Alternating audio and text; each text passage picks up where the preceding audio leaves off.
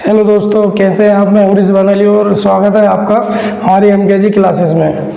जैसे कि आप देख रहे हैं, आज यूनिट फर्स्ट संख्या प्रणाली के बारे में हम पढ़ेंगे। तो वास्तविक संख्याएं क्या होती हैं ये आपने 9th क्लास में पढ़ रखी होंगी पिछली क्लासों में। वास्तविक संख्याओं के बारे में आपको मैं बताता हूँ। वास्तविक संख्याएं वो संख्याएं जिनको संख्या पद्धति 0 से दाएं तरफ जो होती हैं वो पॉजिटिव होती हैं, 1 2 3 4 5, और बाएं तरफ जो लिखी जाती हैं वो माइनस में लिखी जाती हैं।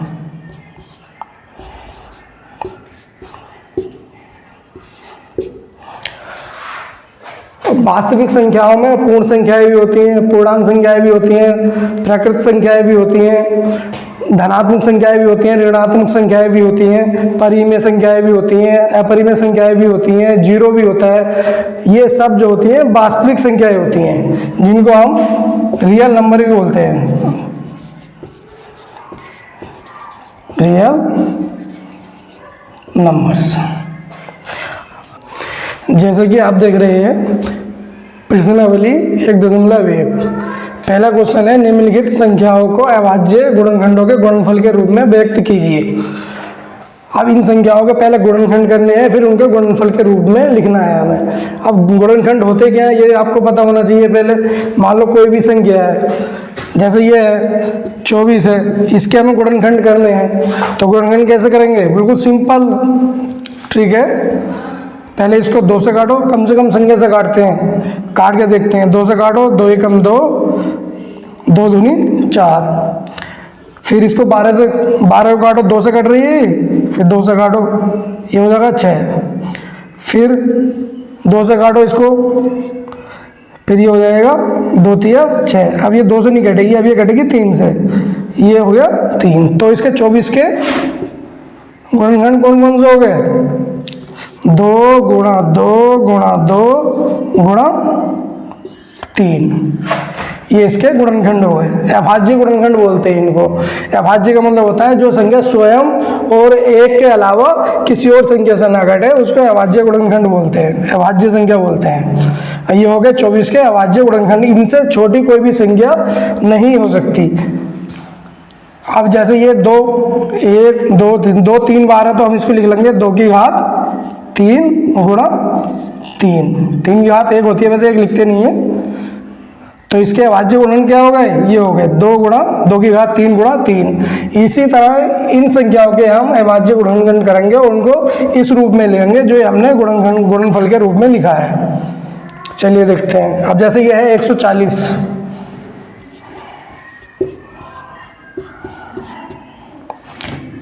एक 140 के गुणनखंड करने हैं हमें। तो 140 को एक तरफ लिख करके हम इसको गुणनखंड कर लेंगे। पहले 140, पहले हम 2 से काट के देखेंगे, 2 से नहीं कटेगा तो 3 से काट के देखेंगे, 3 से नहीं कटेगा तो 4 से काट के देखेंगे, ऐसे ही काटते चले जाएंगे। अब जैसे ये 2 से कट रही है, 2 से कौन कौन सी संख्याएं कटती हैं? जिसका इकाई का अंक 0 हो या सम हो, तो वो 2 से कट जाएगी। अब जैसे इसका इकाई का अंक 0 है, तो ये 2 से कट जाएगी। 2 सत्ते 14, या 0 उतार लिया। फिर 2 से काटो इसे, 2 तिया 6, 1 बचा, 10 हो गया, 2 पंजे 10। अब 2 से तो कटेगी नहीं क्योंकि इकाई का अंक विषम है इसका। तो 3 से काट के देखेंगे, 3 से कौन सी संख्या कटती है? हम जोड़ के देख लेंगे इसको। 3 और 5 8, 8 3 से कट रही है, नहीं कट रही ना, तो ये 3 से नहीं कटेगी, 5 से कट जाएगी, क्योंकि 5 से वही संख्या कटती है जिसका इकाई का अंक 5 हो या फिर 0 हो। तो हम इसको 5 से काटेंगे। 5 सत्ते 35, बचा 7, 7 से काटेंगे इसको, 7 एकम 7। तो इसके अभाज्य गुणनखंड क्या हो गए? इसके हो गए 2 गुणा 2 गुणा 5 गुणा 7। अब जैसे ये है 2 बार है, तो इसको घात के रूप में लेंगे। 2 की घात 2 गुणा 5 गुणा 7। ठीक है, ये हो गया पहले का। अब हल सेकेंड। अब हम इसको हल करेंगे। 156, ऐसे ही इसको एक तरफ करके देख लेंगे। हम इधर ही करके देख लेते हैं इसके गुणनखंड। 156,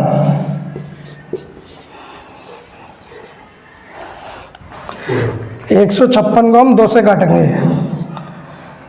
2 सत्ते 14, 1 बचा 16 हो गया, 2 अट्ठे 16। फिर 2 से काटेंगे, 2 तिया 6, 1 बचा 18 हो गया, 2 9 18। अब ये 2 से तो कटेगा नहीं, 3 से काट के देखेंगे इसको। 3 कम 3, 3 तिया 9। अब आ गई 13। 13 एक अभाज्य संख्या है, ये 13 किसी से नहीं कटती है स्वयं के अलावा, तो ये इसको ऐसे ले लें। तो इसके गुणनखंड हो गए हमारे 2 गुणा 2 गुणा 3 गुणा 13। अब जैसे 2 बार है, 2 बार है, तो इसको घात के रूप में लेंगे। 2 की घात 2 गुणा 3 गुणा 13। ये इसके अभाज्य गुणनखंड हो गए। यहाँ पे लिख देंगे आंसर। अब है 38 25, इसका देखेंगे तीसरे का। इसको ऐसे ही लिखना है बोर्ड के पेपरों में भी, जैसे मैं लिख रहा हूँ, हल करके। हल तीसरा। अब जैसे क्वेश्चन नंबर पहला है, तो हम इसको ऐसे लिख सकते हैं जब हल करेंगे तो पहले का फर्स्ट, पहले का सेकंड और पहले का थर्ड। अब ये थर्ड कौन सा क्वेश्चन है? 38 25, 38 25। इसके भी गुणनखंड करेंगे। इसके गुणनखंड के लिए हम इधर को देख लेते हैं। 38 25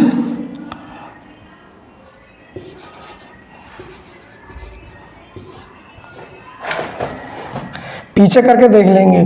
जब एग्जाम में लिखेंगे तो कॉपी के पीछे एक रफ बना लेंगे, पर लिख देंगे रफ, उसमें कर करके देख लेंगे। अब जैसे 2 से तो कटेगा नहीं क्योंकि लास्ट में इकाई का अंक विषम है, तो इसको काटने के लिए आप 3 से देखेंगे। 3 से काट के देखेंगे, अगर 3 से कट गए तो 3 से काट लेंगे। पहले देखेंगे 3 से। 3 एकम 3, 8 बचा, 3 दूनी 6, 2 बचा 22 हो गया, 3 सत्ते 21, 1 बचा 15 हो गया, 3 पंजे 15। ये 3 से कट गया। आप फिर 3 से देखेंगे। 3 चौक 12, 3 दूनी 6, 3 पंजे 15। अब फिर 3 से देखेंगे। 3 कम 3, 3 चौक 12, 3 से नहीं कटेगा अभी ये सीधा कटेगा 5 से। 5 से काटो इसे। 5 अट्ठे 40, 2 बचा 25 हो गया, 5 पंजे 25। अब फिर 5 से काटो। 5 कम 5, 3 बचा 35 हो गया, 5 सत्ते 35। अब 17 है अभाज्य संख्या, 17 किसी से कटेगा नहीं, केवल 17 से कटेगा।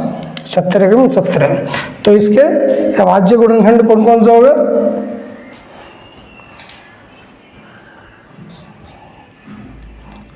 3 गुणा 3 गुणा 5 गुणा 5 गुणा 17। इसको हम लिख लेंगे घातों के रूप में।